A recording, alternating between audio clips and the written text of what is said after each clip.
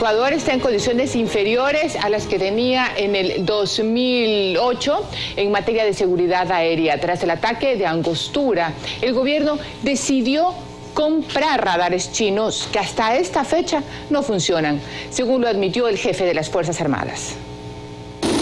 El sorpresivo ataque de Angostura del 1 de marzo de 2008 por parte de las fuerzas militares colombianas hizo que el Ecuador busque de manera urgente garantizar la seguridad aérea con la compra de radares. Hoy estamos no tenemos los radares, estamos sufriendo con otros medios.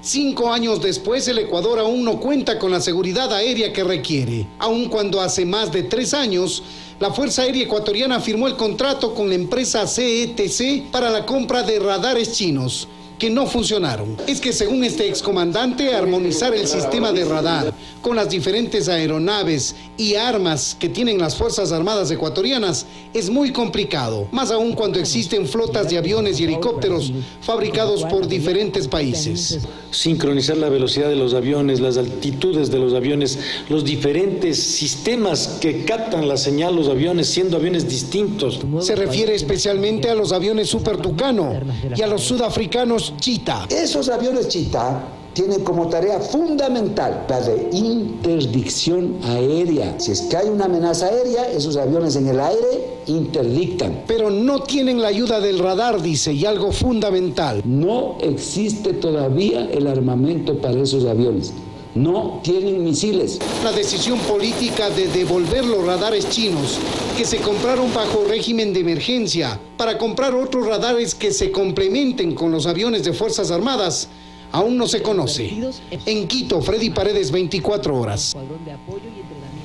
Para analizar este tema nos acompaña el teniente general retirado Osvaldo Domínguez, excomandante general de la Fuerza Aérea Ecuatoriana. General, buenos días y bienvenido a Desayunos de 24 horas. Buenos días. ¿Por qué el Ecuador tendría que estar tranquilo sin radares? No, el Ecuador no debería estar nunca tranquilo sin un sistema de vigilancia aérea y de alerta temprana.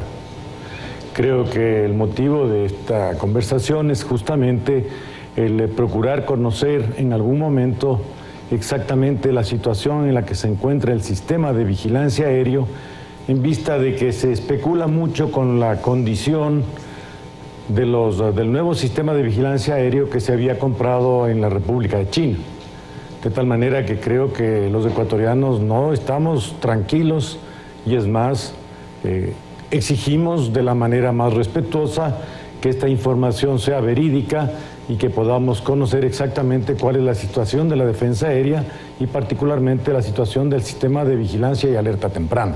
Bueno, tenemos un alto vocero de las Fuerzas Armadas que dice que los radares no están y que hay otros elementos, como lo resume el reportaje de nuestro compañero Freddy Paredes. Y la pregunta es, ¿qué tienen que hacer los radares de manera técnica que en este rato no hacen y por lo tanto dejar al descubierto esa vulnerabilidad, especialmente en qué área, dónde y cómo? Yo considero que hay una situación absolutamente distinta de la realidad institucional que vivimos los miembros de las Fuerzas Armadas, los responsables en su momento de las amenazas que tenía en aquel entonces el Estado ecuatoriano y las amenazas que tiene en la actualidad. En aquel entonces, desde los años 80 hasta los años 95, teníamos claramente definido cuáles eran nuestras amenazas, por dónde podían estar los corredores de incursión aérea. Había un enemigo potencialmente calificado como enemigo, pero absolutamente definido. Hoy las circunstancias son totalmente diferentes. Hay una amenaza generalizada del narcotráfico, del contrabando, del terrorismo, de tal manera que para poder emplear efectivamente un sistema de defensa aérea es necesario algunos factores que comienzan por la información a través de un sistema coordinado de inteligencia entre los diferentes países de la región y luego un sistema de alerta temprana, que esta es la tarea fundamental de los radares. Los radares son los ojos de la defensa aérea Estos radares, de acuerdo al análisis de la situación, de acuerdo a los diferentes procesos de estudio que se realizan, se despliegan a lo largo del territorio nacional de acuerdo a las características técnicas del radar. Me refiero a la capacidad de mirar a 200, a 300 millas de distancia, la capacidad de mirar en diferentes ángulos, fundamentalmente hacia abajo.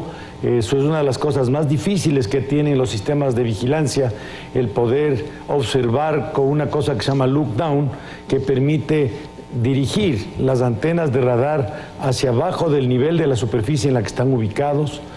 Y aparte de todo ello, se requiere un sistema que haya permitido homologar el uso de las armas con los sistemas de comunicación y los sistemas de vigilancia propio de las aeronaves. En resumen, es un sistema de alarma temprana que va de la mano con todo un aparato de defensa, entendiendo que los enemigos actuales de la democracia ya no es un país que quiere 1 kilómetro o 2 kilómetros más mover su frontera, sino una empresa perversa pues organizada criminalmente.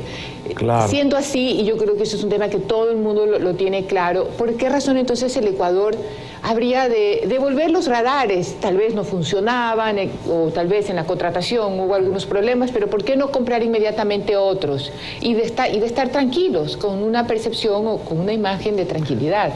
Yo considero que no debemos soslayar la dificultad de la situación. Sin embargo, particularmente considero que es importante que se transparente la situación. Se ha terminado un proceso de contratación.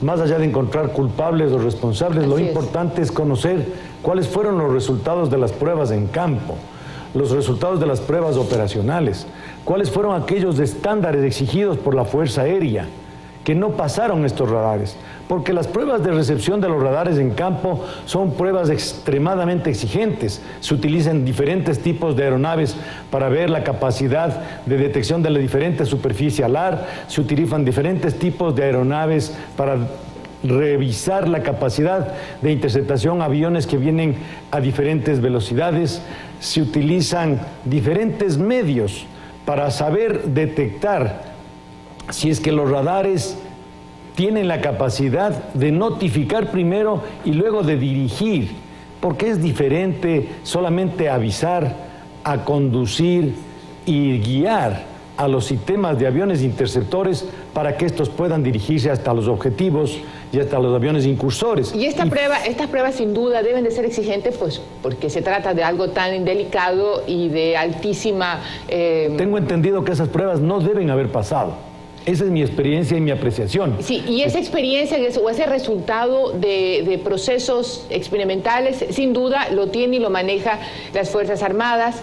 ¿Y habría alguna razón, solamente para salir de este tema de la transparencia, que debería ser el eje de toda la decisión del poder público, que es el tema de esta mañana, para salir de ese concepto de transparencia, ¿hay alguna razón, alguna normativa que por seguridad nacional no se va a poder saber por qué devolvemos el radar a China? ¿Porque no vale? Creo que absolutamente es lo contrario. Okay. Sin embargo, me parece a mí que no solamente es el alto mando militar que tiene la responsabilidad técnica y del uso operacional de los equipos. En la época en que yo estuve en la Fuerza Aérea existía un ente superior que era la Junta de Defensa. Creo que hoy existe una dependencia que no estoy seguro si se llama de bienes estratégicos y consecuentemente el órgano principal es en este caso el ministro o la ministra de Defensa. Porque más allá de haber pasado los contratos con su objetivo, con su plazo, con sus garantías, en donde habrán autoridades que analizarán las cosas, las irregularidades si hubieran habido, o si se cumplieron o no se cumplieron todos los procesos, hoy más que nada debemos los ecuatorianos pedir que exista una política de transparencia para defender los intereses de la nación. Y eso exige que si es que los equipos que se adquirieron no cumplieron con los estándares que las circunstancias demandan, es necesario hacer conocer y decirnos cuál es el plan alterno, cuál es el plan de transición, con qué equipos contamos, con qué debilidades existen y cuál es la manera de estar superando estas debilidades si es que las hubieren.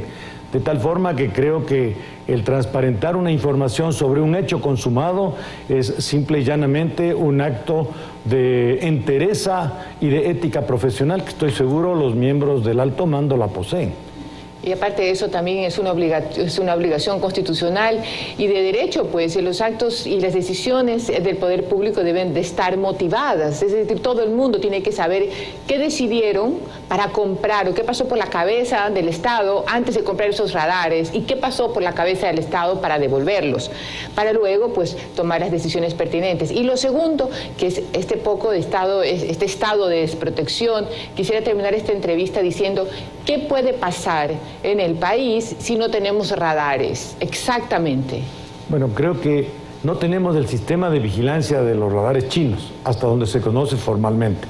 Conozco solamente la información de prensa, no quisiera lanzar un criterio sin conocerlo, pero estoy seguro que las Fuerzas Armadas, la Fuerza Aérea particularmente, tiene sistemas alternos que no estén seguramente en el mejor grado de capacidad operativa, que no tengan la mayor eficiencia porque tienen algunos años y quizás estén en proceso de obsolescencia, eso es seguro. Pero creo que existen diferentes medios. Había los sistemas de radares GECOS que eran ucranianos, habían unos sistemas de radares norteamericanos con el radar TPS-70. Las propias aeronaves, cuando están haciendo sus misiones de patrullaje, tienen sistemas de vigilancia más reducidos, por cierto, en espacio, pero mecanismos alternos existen. General, no los más eficientes, por cierto, porque para eso están los radares. Le dije que era la última pregunta, pero se me acaba de aparecer otra. En este mercado de radares, ¿en qué país se elaboran los mejores radares del mundo? El sistema de vigilancia aérea empezó en la Segunda Guerra Mundial con Inglaterra.